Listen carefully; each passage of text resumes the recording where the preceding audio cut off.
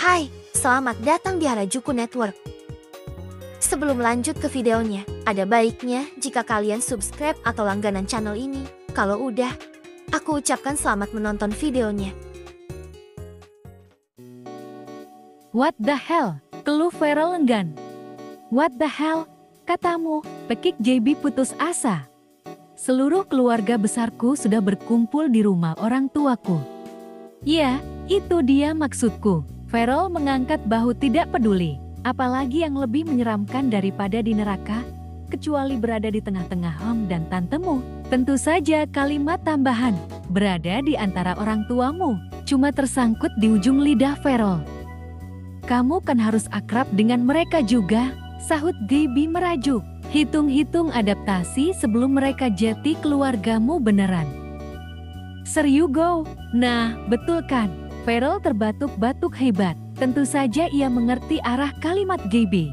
Apalagi sih maksud cewek mengenalkan pacarnya ke keluarga besar, selain.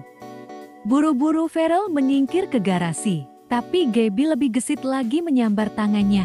Sudah tidak ada waktu lagi untuk memanaskan mobilmu, Feral. But, sweetheart, desis Feral gusar. Kamu kan tahu apa artinya mobilku buatku. Aku tidak mungkin pergi tanpa dia. Aku tidak akan tega meninggalkannya sendirian. Tapi tega membiarkanku, membuatku menunggu selama 2 jam di rumah tadi. Kamu kan sudah janji akan menjemputku. Desis Gaby dengan mata mendelik. Listen, Feral. Sebenarnya siapa sih yang jadi jiwamu? Aku atau mobilmu?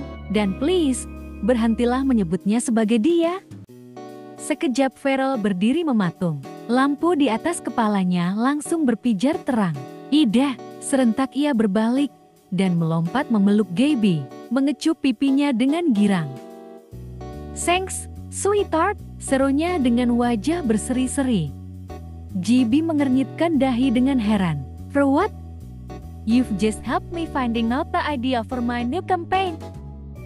Oh, give me a break. Desis Gaby kesal. Apakah aku punya saingan baru sekarang? Siapa? Laptop kamu. Jangan bilang kamu sedang indamun untuk kerja saat ini juga. Suasana sudah ramai ketika mereka sampai di rumah orang tua Gaby. Halaman yang luas seperti tidak cukup menampung deretan mobil yang parkir. Hiruk-pikuk terdengar dari luar. Dengung percakapan yang riuh rendah. Gelak tawa, denting sendok dan gelas. Ibu Gaby tergopoh-gopoh muncul di beranda. Jakarta masih macet ya pada hari Sabtu. Sapa Tresya dengan wajah berseri-seri, menyambut kedatangan putri kesayangannya. Hai, Mam. Gaby mengecup kedua pipi ibunya. Sudah datang semua ya? Macet sih enggak, Tante. Sela Feral tersenyum. Tapi pernah dengar kalau pergerakan waktu di Jakarta mundur 2 jam setiap hari Sabtu dan Minggu? Kalau hal itu betul terjadi, facelift pasti tidak laku. Tergelak Tresya geli, tahu kan? Kenapa perempuan memusuhi waktu? Keriput tidak pernah berjalan mundur.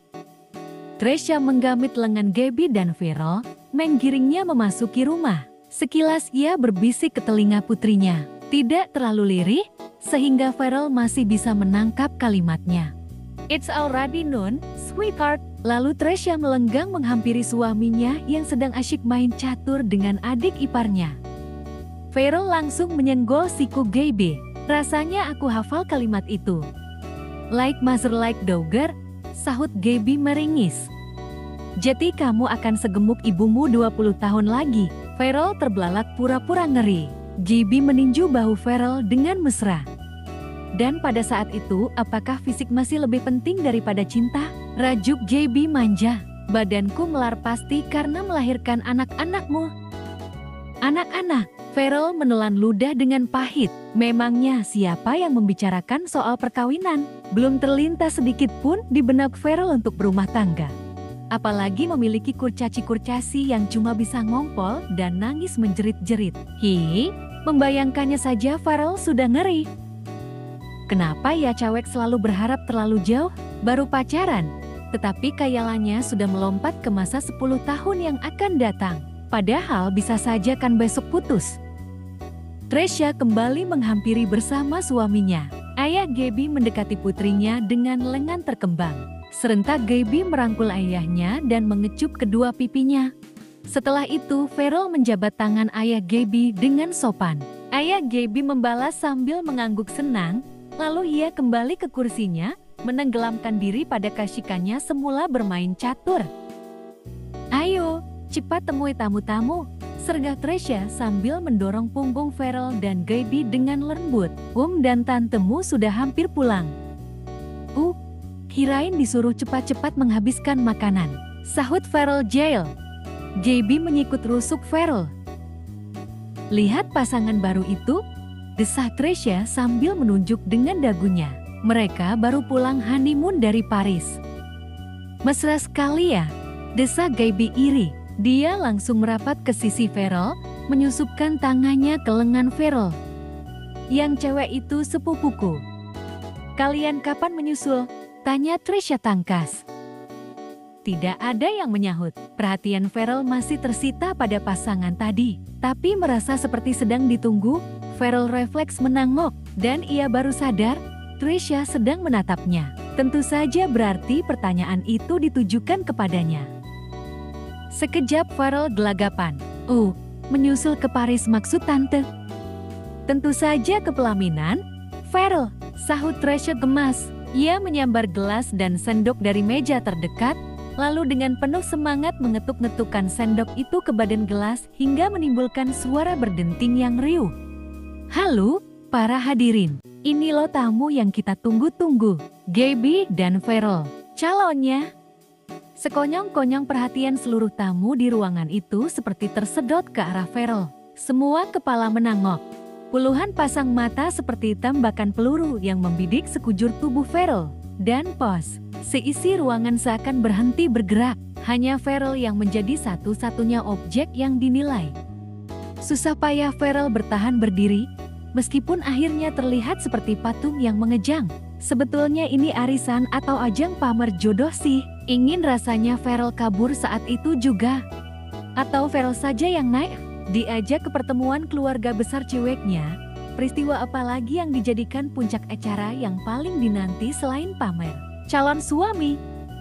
Seandainya saja ia bisa menghilang, lenyap tanpa bekas, tinggal memutar badan, lalu semburan asap membubung membungkus dirinya, dan ia berpindah ke tempat lain dengan selamat.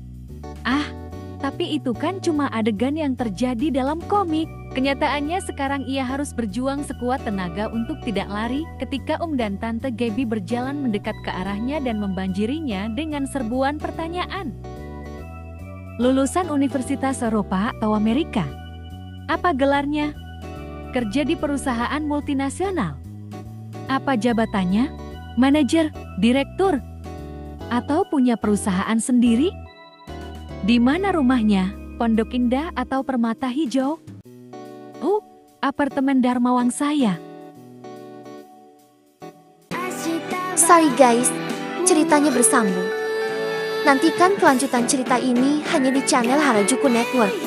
Kuucapkan terima kasih banyak atas dukungan kalian yang telah subscribe dan langganan di channelku ini.